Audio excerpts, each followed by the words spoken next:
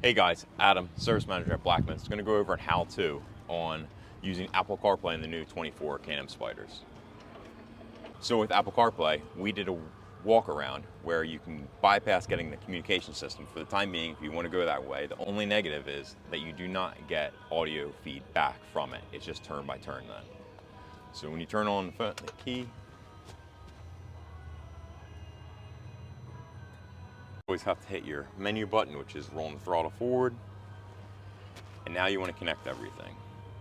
So we'll go into phone and connect devices. With connecting devices, it's connecting as it goes through. But I already have my phone connected, which you need a phone. And then you also need a headset, which I'll show you in a second, the driver's headset that we did. And then you can go back. And now you have Apple CarPlay.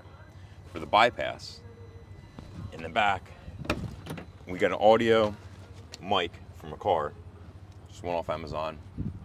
Plug it in and How much? use this. Roughly, you're probably like 75 bucks for everything with the cord.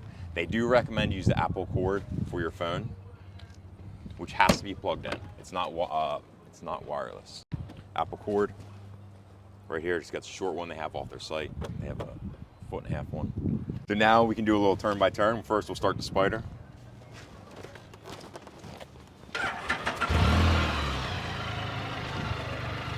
And we'll take a trip to Wawa. Wait, where are we going? We're going to Wawa. Just do turn by turn buttons, all working at stop speed. Once we go speed, the touch screen goes away. 6 minutes. Now let's go for a ride.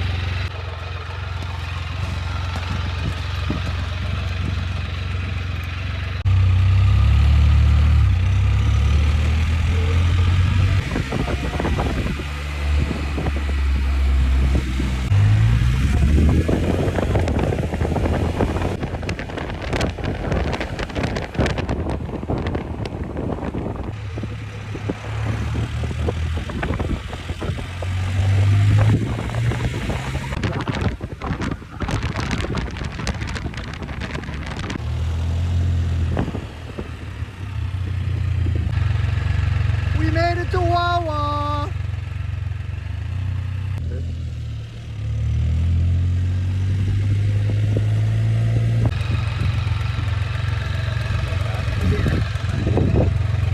You have any other questions, call anybody here at Blackman's, 610-965-9865. We'll answer any of your questions about the 24 Spyders, and if you have a 23 and want to use Apple CarPlay, trade it in.